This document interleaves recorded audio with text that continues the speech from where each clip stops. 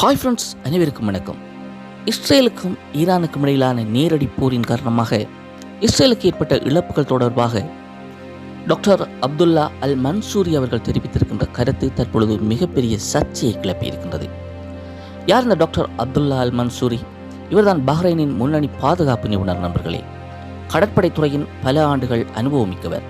பன்னாட்டு உறவியல் மற்றும் இராணுவ உளவுத்துறையில் ஒரு மிகப்பெரிய வல்லுநர். இஸ்ரேல் ஈரான் போர், பாலஸ்தீன குற்றச்சாட்டுகள் மற்றும் மத்திய கிழக்கு நிலவரம் குறித்து சர்வதேச ஊடகங்களில் பல்வேறு விதமான கருத்துக்களை அவர் தெரிவித்து வருகின்றவர். இவர் ஈரானுக்கும் இஸ்ரேலுக்கும் இடையில் இடம்பெற்ற யுத்தத்தின் காரணமாக இஸ்ரேலுக்கு ஏற்பட்ட இழப்புகளை, இஸ்ரேல் கூறத் தவறிய அல்லது மறைத்த இழப்புகளை தற்பொழுது வெளிக்கொணர்ந்திருக்கின்றார். இஸ்ரேலுக்கும் ஈரானுக்கும் இடையில் இடம்பெற்ற 12 நாட்கள் யுத்தத்தில் இஸ்ரேல் நேரடியாக சந்தித்த நஷ்டம் சுமார் 12 பில்லியன் US$ என்று கூறுகின்றார். ஈரானுக்கும் இஸ்ரேலுக்கும் இடையிலான இந்த யுத்தமானது இன்னும் ஒரு வாரம் நீடித்திருந்தால் இஸ்ரேல் 20 பில்லியன் US$ மொத்தமாக இழந்திருக்கும் என்றும் அவர் அடித்துக் கூறுகின்றார். இஸ்ரேலின் தடுப்பு ஏவுகணை தாக்குதல்கள், குறிப்பாக அந்த இன்டர்செப்டர் மிசைல்ஸ் வழியாக மட்டும் இஸ்ரேல் 11 பில்லியன் US$ மதிப்புடைய ஏவுகணைகளை வீணாக செலவானதாக, அதாவது வீணடித்திருப்பதாக அவர் தெரிவித்திருக்கிறார். இந்த தகவலானது இஸ்ரேலிய பாதுகாப்பு அமைப்பின் செயல்திறனை பற்றிய மிகப்பெரிய தோல்வியை தற்பொழுது உலகிற்கு வெளிக்கொணர்ந்திருக்கின்றது.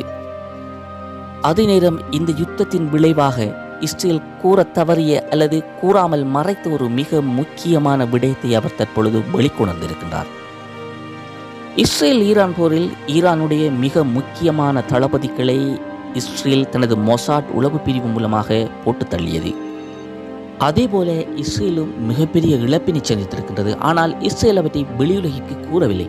குறிப்பாக இஸ்ரேலுடைய உயர் இராணுவ ஜெனரல்கள் 6 பேர் கொல்லப்பட்டிருக்கின்றார்கள் ஈரானுடைய ஏவுகணை தாக்குதலில்.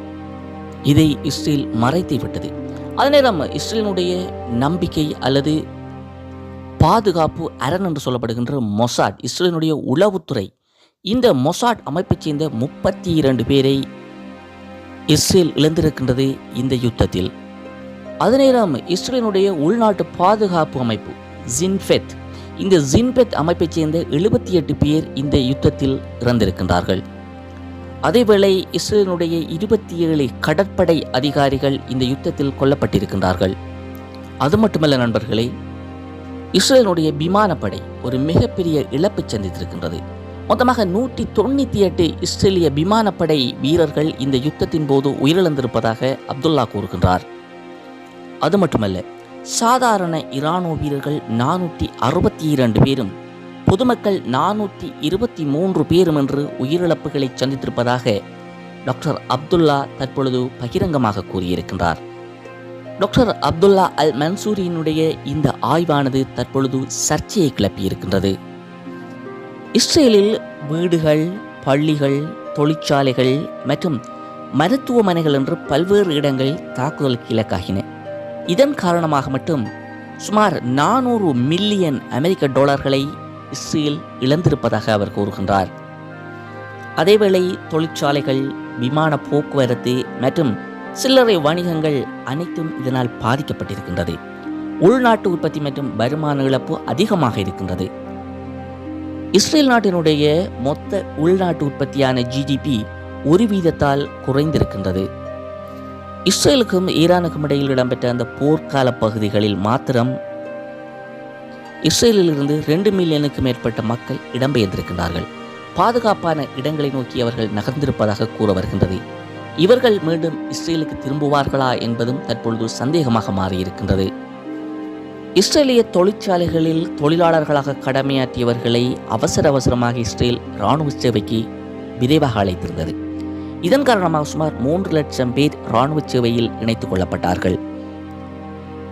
இதன் காரணமாக இஸ்ரேலுடைய தொழிற்சாலைகள் மற்றும் கட்டுமான துறைகளில் 20% வேலைகள் நிறுத்தப்பட்டதாக கூறப்படுகின்றது. அது மட்டுமல்ல, இஸ்ரேலுடைய 46,000 சிறு நிறுவனங்கள் தற்காலிகமாக தற்பொழுது மூடப்பட்டிருக்கின்றன. 40,000க்கு மேற்பட்ட காப்பீட்டு கோரிக்கைகள் தற்பொழுது இஸ்ரேலில் பதியப்பட்டிருக்கின்றது. டெல் அவீவ் பங்குச்சந்தை மீது ஒரு பாரிய தாக்குதல் மேற்கொள்ளப்பட்டது. பங்கு மதிப்பில் மிகப்பெரிய வீழ்ச்சி ஏற்பட்டிருக்கின்றது. அதேவேளை இஸ்ரேலினுடைய நாணயமான ஷெக்கல் ஒரு மிகப்பெரிய பாதிப்பினையும் இரக்கத்தையும் சந்தித்திருக்கின்றது. ரெட் சி மற்றும் எலியட் துறைமுகங்கள் மீதான தாக்குதல் காரணமாக அல்லது தாக்கங்கள் மற்றும் முடக்கங்கள் காரணமாக இஸ்ரேலினுடைய இறக்குமதி ஏற்றுமதி பொருளாதாரம் முழுமையாக முடங்கி போயிருக்கின்றது.